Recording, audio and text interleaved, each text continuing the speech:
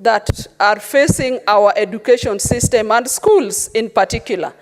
Honorable Speaker, we've seen teachers who are referred to as interns. I'm a teacher myself, but that word from the word go was illegal because a teacher by its nature is already somebody who is trained and has gotten teaching practice, so you cannot be an intern again. Honorable Speaker, the welfare of teachers must also be taken care of, and the Teacher Service Commission must put in place a way of solving the issue of the teachers once and for all. Honorable Speaker, I support these two statements. Senator Samson Cherargei Fernande. Thank you, Mr. Speaker. Sir, I want just to, in quick succession, support that deputy governors, Mr. Speaker, be given opportunity or be assigned role. I think the evolution has come full circle. We know what works. And Senator Oburu remembers we were being told, let's pass the constitution to pitishe, alafu turekebishe. That was the mantra when we passed this 2010 constitution, Mr. Speaker, sir.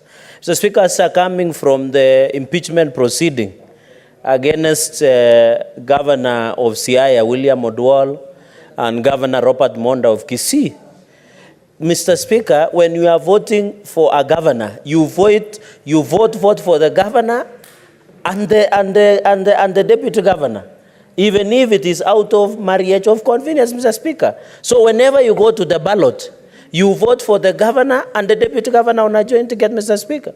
And therefore, we cannot allow governors to earn salaries and be reading newspapers and drinking chai and mandazi at the expense of the taxpayers, yet they don't have a job description, Mr. Speaker. Why would governors be worried about the ambitions of deputy governors? Any politician who does not have ambition is not a politician, Mr. Speaker. So what I want to say, let us amend the law, let us give designation, because a deputy governor is elected as a governor, because when you vote, you don't only vote for governor, Mr. Speaker. And remember, even in Robert Monda's impeachment and William Odwal, we were touching the same threshold of impeaching a deputy governor just like a governor, Mr. Speaker. So when it comes, governors cannot have their cake and eat it. The same we treat with the threshold that we put, Mr. Speaker, we must ensure we put in place. Mr. Speaker, we have seen even other governors have gone ahead and frustrated their deputy governors. For example, the governor of Siaya, we saw he cannot access his office. He doesn't have a vehicle, he doesn't have fuel, he doesn't have any allocation of resources, Mr. Speaker. Is that how we want to ensure that we put in place, Mr. Speaker? Mr. Speaker, what is your point of order on Senator the issue of Oburu? Mr. Speaker, sir, Standing Order 105, can he substantiate the fact that the deputy governor does not have a vehicle, does not have a location, does not have fuel, does not, Mr. Speaker, those are very wild allegations which should not be left to go without any substantiation. Senator Fernande, proceed to substantiate, failure to which you apologize and withdraw. Mr. Speaker, can I be given up to tomorrow afternoon to provide very well further substantiation? Thank you, Mr. Speaker. Mr. Speaker, on the issue of floods and reopening of schools, I'm aware there are a number of schools of around 70 plus that are yet to be open because of security and floods, Mr. Speaker. I heard the President has said 1 billion has been allocated to rehabilitation through CDF. I want to request the Ministry of Education to fast-track the issue of capitation to most of their schools, Mr. Speaker. And even to ask public health sanitation officers to be on high health. Let public health sanitation officers, Mr. Speaker, please visit the schools, Mr. Speaker, because some of these schools, Mr. Speaker, a number of them, Mr. Speaker, some of the toilets, the classroom are not habitable for human beings. So I want to ask the public health sanitation to ensure they check on the issue of floods across the country, Mr. Speaker. I think a very important point, even as we try and reopen schools, let us not reopen schools as a ritual. Let us open schools when it is ready. We have in Baringo a challenge of insecurity, Mr. Speaker. We have most of the schools that they have lost infrastructure. Let capitation be released, Mr. Speaker. And in that, Mr. Speaker, you saw the junior secondary schools in towns were demonstrating in town yesterday because, Mr. Speaker, out of 46, the government has committed in hiring 23,000, Mr. Speaker. I want to ask the JSS interns to be patient. The government insists of the matter. We are going to hire 23,000 in the first batch, Mr. Speaker. I hope what we need to do, and I saw the contempt that the National Assembly was treating our division of revenue to 415 billion, they should be giving more money to hire the entire 46,000 teachers under JSS program, Mr. Speaker. And as a Senate, Mr. Speaker, we shall not be cowed or intimidated by the National Assembly. You cannot throw away the baby plus the bathwater, Mr. Speaker.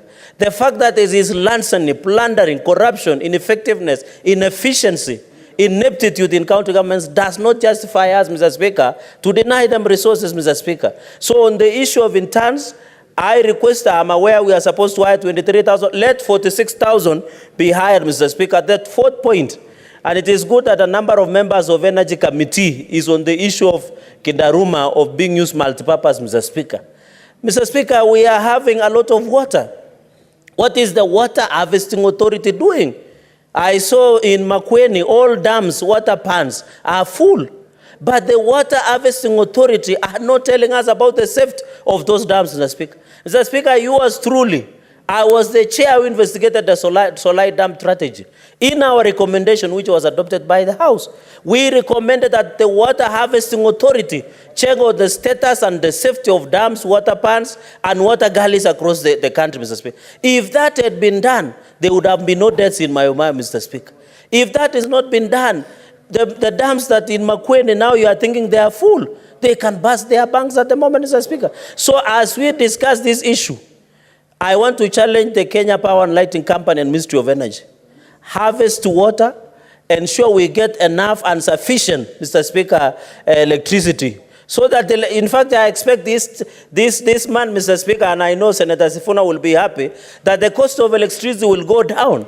Because we have had hydro energy that is a lot that now should allow the cost of electricity to go down, Mr. Speaker. And that is very important, even as we discuss the finance bill going into the future, Mr. Speaker. So, Mr. Speaker, the water harvesting, the ensuring that we give the necessary energy and going the... And, Mr. Speaker, it is embarrassing in this city. It is raining, there are floods, roads are not passable, but there is no water in the tap. How can you explain? Even I know most Nairobians, Mr. Speaker, don't take shower because it's very cold.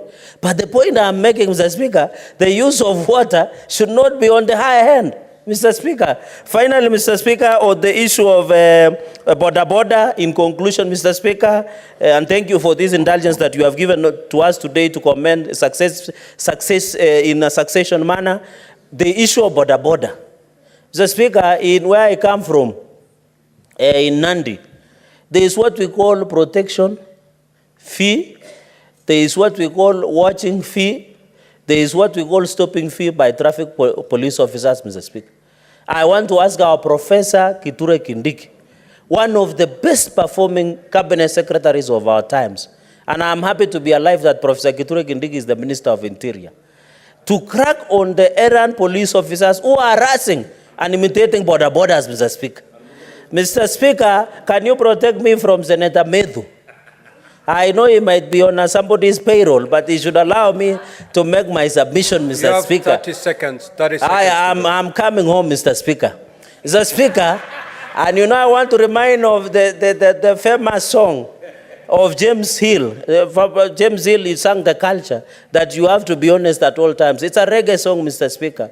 Sang very, and you know, there's more fire. Mr. Speaker, what I wanted to say in conclusion, in that part, let us, the border should not be harassed. Mr. Speaker, can you believe you are harassed by police? You are harassed by a multi-credit that you have taken along from. You are harassed by your wife, your girlfriend, everybody, Mr. Speaker. How can you survive as a border fellow, Mr. Speaker? Platinum credit is here to harass you. In fact, platinum credit are worse. When you are almost finishing paying for border, they cut your border disappears, Mr. Speaker. So, Mr. Speaker, our border people must be protected. I know sometimes, and I want to ask border people on a lighter note, please, as you take our daughters to school, please don't hide them for 4 days like what happened in Kitengela. We want them to be disciplined, let them do their job so that they are not due to parents. With those many remarks, Mr. Speaker, I support it. I thank you. Now, lastly, Senator Crystal Asige.